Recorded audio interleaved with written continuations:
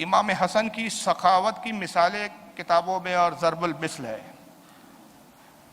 بلکہ سخیوں کا نام آتا ہے، علماء کہتے ہیں تو سر فہرست امام حسن کا نام آتا ہے۔ اتنے سخی تھے، اور سخی کیوں نہ ہو بھائی، میں تو یہ کہتا ہوں سخاوت اس گھر کی لونڈی ہے۔ سخاوت کیا ہے؟ اس گھر کی، اور مجھے بتاؤ اس گھرانے سے بڑا کوئی سخی ہوتا ہے؟ اس گھرانے سے بڑا کوئی سخی ہو ہی نہیں سکتا، کیونکہ اسی در سے تو سب کو خیرات بٹتی ہے۔ تیرے ٹکڑوں پہ پلے، غیر کی ٹھوکر پہ نہ ڈال، چھڑکیاں کھائے کہاں چھوڑ کے صدقہ تیرا۔ اسی در سے تو خیرات بٹ رہی ہے۔ غریب نواز اپنے در سے جو خیرات بانٹ رہے ہیں، کہاں سے لی ہے؟ امام حسن حسین سے تو لی ہے۔ غوث اعظم کے در سے جو خیرات بٹ رہی ہے، اسی در کی خیرات ہے۔ تاج الاولیاء کے در سے جو خیرات بٹ رہی ہے، کہاں سے بٹ رہی ہے؟ اسی در کے۔ اس گھر سے بڑا کوئی سخی گھرانہ ہو تو دکھاؤ مجھے۔ سخاوت اس گھر کی لونڈی ہے۔ نانا سے سخاوت ملی تھی۔ پوری کائنات میں مصطفیٰ سے بڑا کوئی سخی ہے کہ ہو سکتا ہے کہ بتاؤ؟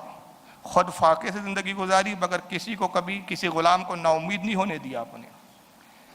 کسی شاعر نے کہا نا مولا علی کے بارے میں، مظہر ذات خدا بن گئے، مظہر ذات خدا بن گئے، تنگ دستی میں دست خدا بن گئے، عمر ساری مشکل میں گزاری مگر ساری دنیا کے مشکل کشا بن گئے۔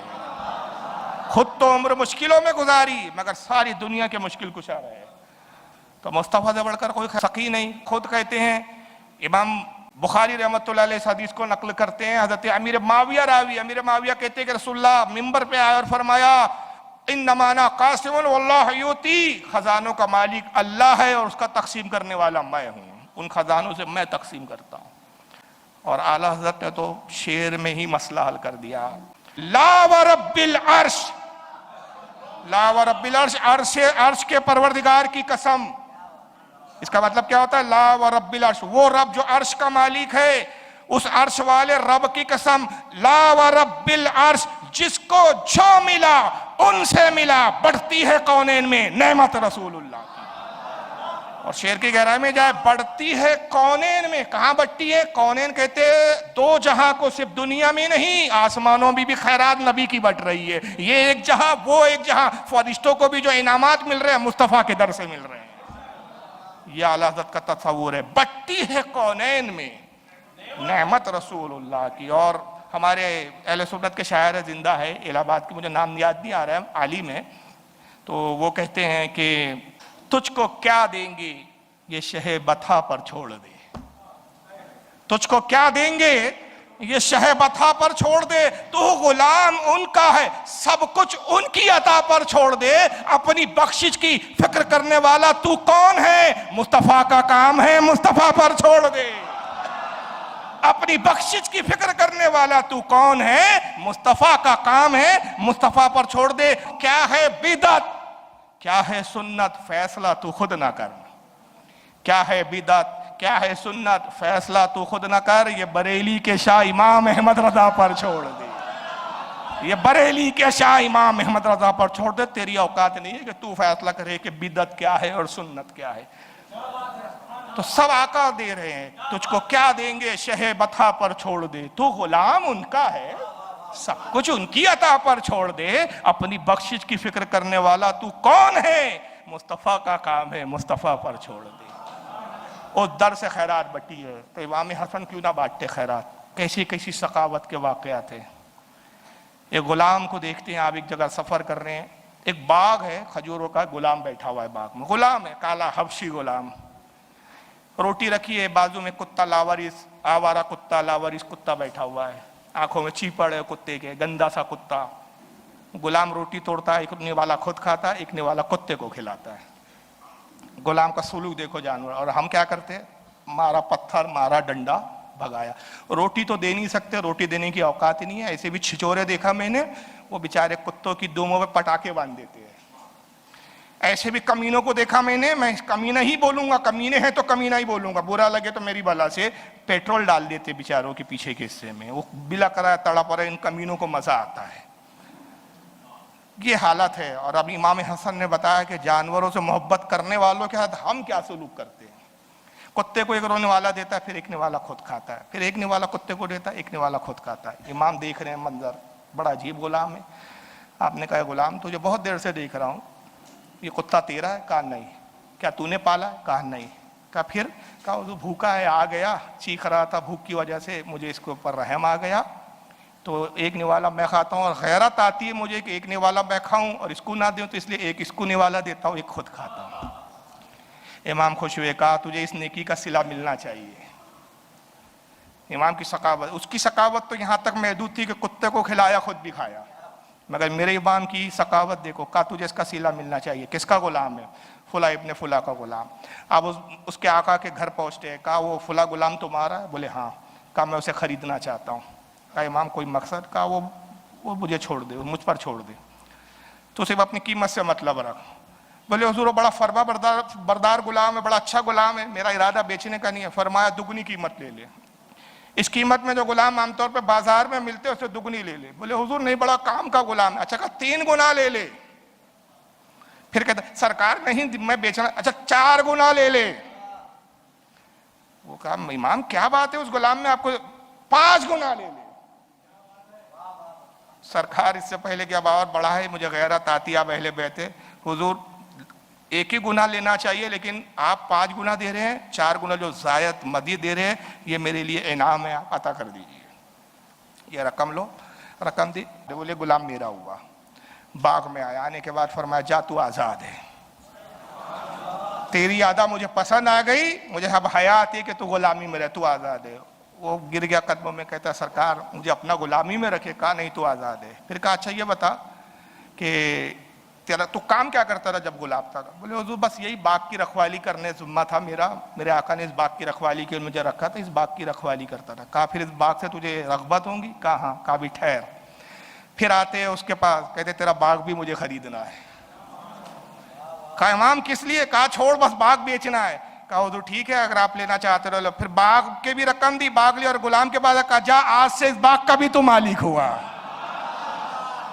ये नवाजिश होती थी जनाब। है ऐसा कोई सखी जमाने में? कयामत तक कोई ऐसा सखी नहीं पेश कर सकते। बाग भी दे दिया, गुलाम था, आजाद भी हुआ, बाग का मालिक भी हो गया। तो गुलामों को मालिक बनाना इसी घर वालों का काम है, हम दर वाले हैं, इसी घर का काम है। इसलिए आला जिस दर पे जब आते हैं ना, तो इसलिए आजीजी करते हैं, तुझसे दर, दर से सग, सग से है मुझको नहीं। इसलिए कहता हूं अपने इमाम से जुड़े रहो, खुदा की कसम अपने इमाम से जुड़े रहोगे, उनके इश्क की कुछ ना कुछ खैरात तुमको भी और हमको भी मिल ही जाएंगी यार। इमाम इश्क मोहब्बत के इश्क का एक कतरा भी मिल गया ना, खुदा की कसम आखिरत और दुनिया सब कामयाब है। तुझसे दर, दर से सग, सग से है मुझको निस्बत, मेरी गर्दन में भी है दूर का डोरा तेरा। और इस गुलामी के जो सग है मारे नहीं जाते, हश्र तक रहे मेरी गर्दन में पट्टा तेरा। तेरी सरकार में लाता है रजा उसको शफी जो मेरा गौस है और लाडला बेटा तेरा। ये इमाम की शान है। तो ऐसी सकावत कहीं मिलेंगी नहीं आपको। आप जामा मस्जिद कूफा से बाहर नमाज पढ़ के निकलते, एक देहाती आता है, अहले बैत से बुग़्ज़ था उसको किसी बात पर, माज़अल्लाह अस्तग़फिरुल्लाह, नाज भी था वो। जैसी नजर पड़ी देखा आपके साथ कुछ दोस्त अहबाब, और जब बाहर निकले तो शहजादे रसूल थे, लोग एहतराम करते थे, लोगों ने दस्तबोसी करना शुरू कर दिया, सलाम करते हैं अदब से, दस्तबोसी करते हैं, हाथ को बोसा देते हैं, कोई चादर चूम रहा है, कोई जुब्बा चूम रहा है। उसने कहा कौन है ये जिसके इतने ठाट बाट है? लोगों ने कहा तो यहाँ का कूफा का मालूम नहीं होता? कहा नहीं मैं बाहर से आया हूँ। कहा ये हसन इब्ने अली है, रसूलुल्लाह के शहजादे। कहा अच्छा यही है हसन इब्ने अली, चलो मैं भी मिलाता हूँ। बदबक जाता है, शख्स आती है और उसने गालियां बकनी शुरू कर दी। कहा हसन तेरा बाप ऐसा था, माशाअल्लाह, मौला अली को गाली बक रहा है। आप खड़े खामोश सुन रहे। लोगों ने कहा हुजूर इजाजत दीजिए इसकी गर्दन तन से जुदा कर दे। फरमाया नहीं, इसका और मेरा मामला है, तुम क्यों मुदाखलत करते हो? खामोश खड़े आप। उसने अली को गाली बकी, फिर इमाम हसन को गाली बकी, बहुत देर तक गालियां बकता रहा, थक गया, खामोश हो गया। जब बहुत देर तक गाली बकते बकते खामोश हो गया तो आप फरमाते हैं कि तू भूखा है तो मैं तुझे खाना खिला दूं। शायद भूख ने तुझे गाली बकने पे मजबूर किया। कहा नहीं मैं भूखा उका नहीं हूं। कहा अच्छा तू शायद किसी तकलीफ में है तो अपनी तकलीफ बयान कर तो मैं तेरी तकलीफ दूर कर दूं। कहा मुझे कोई तकलीफ नहीं है। کہا کوئی ضرورت ہو تو میں تیری ضرورت بیان پوری کر دوں. کہا عجیب شخص ہو، میں گالیاں بک رہا ہوں اور آپ مجھے کھانے کے لیے پوچھتے ہو، ضرورت پوچھتے ہو، میری تکلیف پوچھتے ہو، آپ یہ ہو وہ. پھر گالیاں بکنی شروع کر. پھر دیر تک گالی بکتا رہا، پھر آپ خاموشی سے سنتے رہے. پھر اس کے بعد فرماتے، پھر چپ ہو گیا ہو تو آپ نے فرمایا کہ اگر کچھ اور رہ گیا ہو تو وہ بھی کہہ لے تاکہ تجھے تسلی ہو جائے. آپ نے کہا عجیب شخص ہو حسن ابن علی، تم جیسا شخص میں نے نہیں دیکھا. کہا اب تجھے تیرے پاس گالی اور کچھ کہنے کے لیے نہیں بچا؟ بولے ہاں جو کہنا تھا میں نے کہہ دیا. الڑ پنے میں غصے میں بات کر رہا. اپنے غلام سے کہا جاؤ فلاں طاق میں ایک تشت رکھا ہے اور وہ تشت پورا چاندی کے سکوں سے بھرا ہوا ہے، وہ تشت لاؤ اور اس کو دے دو. غلام گیا صاحب، تشت لایا. وہ بھی سوچ رہا رستہ بھر، اب حکم میں کچھ بولا نہیں، لایا تشت چاندی کے سکوں سے بھرا تھا. کہا یہ لے حضور کا حکم ہے، رکھ، گالیاں بکی تجھے اور میرے آقا دے دو. اب وہ بھی حیران ہو گیا، یہ معاملہ میرے سمجھ میں نہیں آیا صاحب، یہ کیا معاملہ ہے؟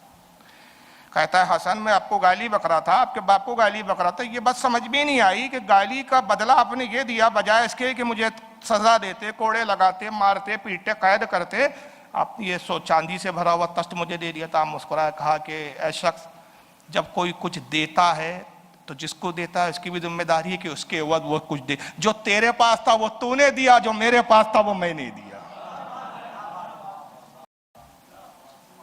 اس کو کہتے ہیں سخاوت. دشمن کو دے دینا جناب سخاوت ہے. مولا علی کا قول یاد آ رہا ہے، معاف کرنے کا حق اسے جو سزا دینے کا اختیار رکھتا ہو.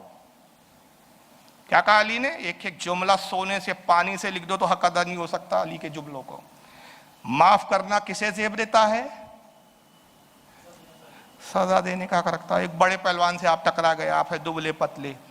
بڑے پہلوان نے 2-4 رپٹ مار دیا، جا معاف کیا تیرے کو. ارے تو آپ کی حیثیت ہی کیا، آپ کر کیا لوں گے اس کا؟ کمال تو یہ ہے کہ آپ پہلوان ہیں، طاقتور ہے، باڈی بلڈر ہے، ہر اعتبار سے آپ مضبوط ہے. ایک دبلے پتلے آدمی نے آپ کو تماشا مار دیا، آپ نے کہا بیٹا بہت کچھ میں تیرا کر سکتا ہوں مگر جا معاف کیا. تو یہ بڑی بات ہے. تو مولا علی کہتے ہیں معاف کرنا اسے زیب دیتا ہے جو سزا دینے کا حق رکھتا ہے. تو جس کے پاس جو ہوتا ہے وہ دیتا ہے. امام حسن نے فرمایا جو تیرے پاس تھا وہ تو ہمیں دے رہا تھا، اور جو ہمارے پاس تھا وہ ہم نے تجھے دیا ہے. بس جیسی سے سنا قدموں میں گر گیا. کہا حضور آج تک اہل بیت نبوت کا صبر و تحمل سنا تھا، میں نے آج صبر و تحمل کا مجسمہ دیکھ لیا ہے. آج اس کو میں نے معائنہ کر لیا ہے. آپ سچے، اور میں قسم کھا کے کہتا ہوں آپ رسول اللہ کے شہزادے ہیں. معافی مانگی اور آپ کا مرید ہو گیا. پھر تو ایسی ثقافت تھی امام علی مقام کی. اور میں ایک جملہ کہتا ہوں، جب گالی بکنے والے دشمنوں کو میرے امام نے نوازا، ہم تو غلام ہیں یار، تو پھر کیوں نہ امید کرے کہ آخرت میں کتنا نوازیں گے ہمیں، ہے کہ نہیں؟ یقیناً نوازیں گے نا. محدثین کہتے ہیں کہ آپ کے دینے کا عالم تھا، ایک ایک دن میں 1 لاکھ روپیہ آپ غربا میں تقسیم کر دیتے تھے. ایک اس زمانے کا 1 لاکھ کی بات کر رہا ہوں میں جناب، آج کے 1 لاکھ کی نہیں، اس زمانے میں. اور بڑے بڑے محدثین میں نام لوں گا، ایک لمبی فہرست بن جائیں گی. کوئی شاید ایسا محدث نہیں گزرا جس نے امام حسن رضی اللہ تعالیٰ عنہ کے حالات پر قلم اٹھایا، سخاوت کا باب نہ قائم کیا ہو، سخاوت کا ذکر نہ کیا ہو، اور یہ نہ کہا اور یہ نہ لکھا. کوئی محدث نہیں. اتنے حوالے کے حوالے دیتے دیتے میں تھک جاؤں گا، سنتے سنتے آپ تھک جائیں گے. جتنے سوانے نگار امام علی مقام امام حسن کے، سب نے لکھا کہ 3 مرتبہ آپ نے جتنی پراپرٹی تھی اس میں سے نصف اللہ کی راہ میں دے دیا. 3 مرتبہ اپنے پوری پراپرٹی کا آپ وہ معائنہ کرتے، کتنی زمینیں ہیں، کتنے باغات ہیں، کتنا مال گھر میں ہے یہ، اور اس کا کہتے رہے اس کا آدھا حصہ نکالو غربا میں دے دو. اور صرف آدھا ہی نہیں دیا، ایک بار تو یہ ہے کہ امام جلال الدین سیوطی وغیرہ فرماتے ہیں اور بڑے بڑے محدثین نے لکھا کہ ایک بار جو کچھ تھا سب دے دیا، صرف آپ کے پاس ایک جوتا جوڑی کی بچ گئی، صرف سب اللہ کی راہ میں دے دیا، صرف ایک جوتا جوڑی رہ گیا آپ کے پاس.